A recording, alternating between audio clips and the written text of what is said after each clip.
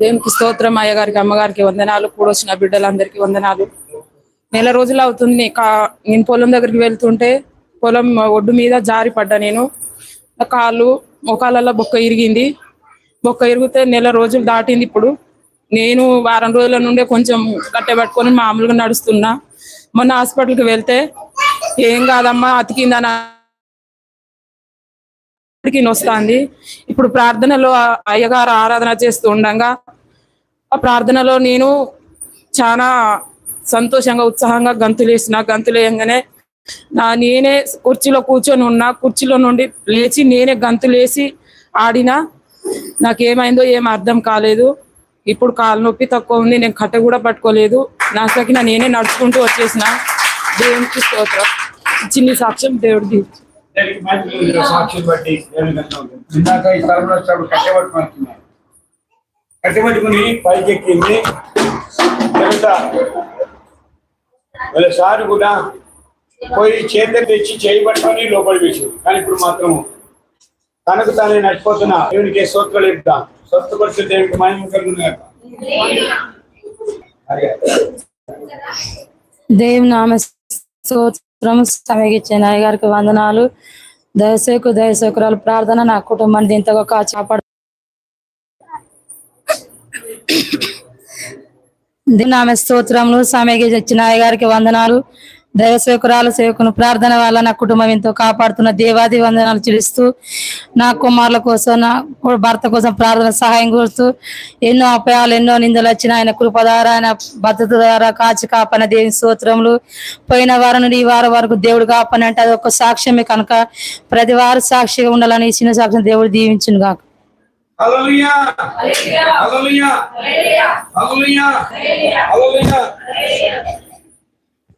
ఎన్ని తలచినా ఏది అడిగినా జరిగింది నీ చిత్తమే ప్రభువా, జరిగింది నీ చిత్తమే.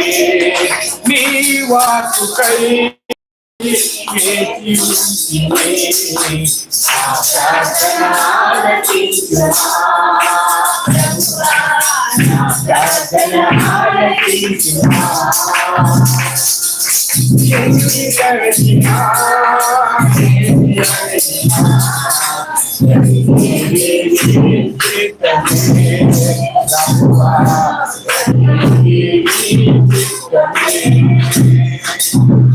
ఆపదలో నన్ను వెన్నాడి ఉండి నా కాపరి నీవని నన్ను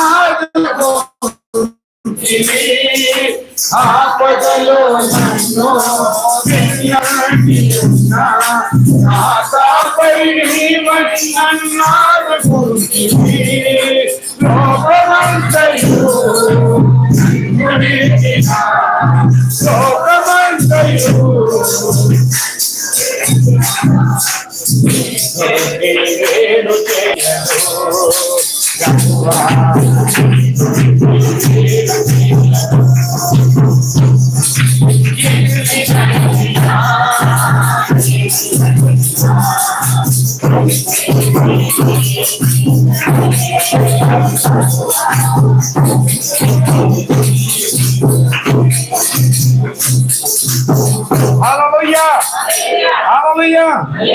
దేనికి మహిమ కలిగినాక ప్రభు మన పట్ల చేసిన కార్యాలను ఎప్పుడూ ఆపకూడదండి.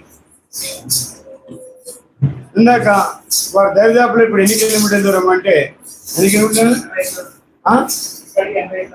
ఇక్కడికి 80 కిలోమీటర్ల దూరం నుండి పరిగెత్తుకొని వాళ్ళు ఇక్కడ దాకా దేనికోసం వచ్చిండు అమ్మా?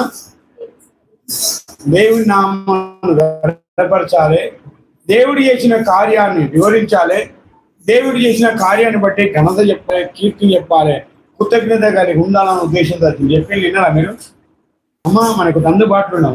ఒక గంట కాదు, గంట ప్రయాణం కాదు, అర్ధ గంట కూడా కాదు మనం వెళ్ళాలంటే. కానీ మనకి మాత్రం టైం సరిపోదు. అందుకే దేవుడి కోసం ఎవరైతే తప్పన పడతారో వాడిని దేవుడు అధికమైన మేలు చేత ఆశీర్వదిస్తాడు.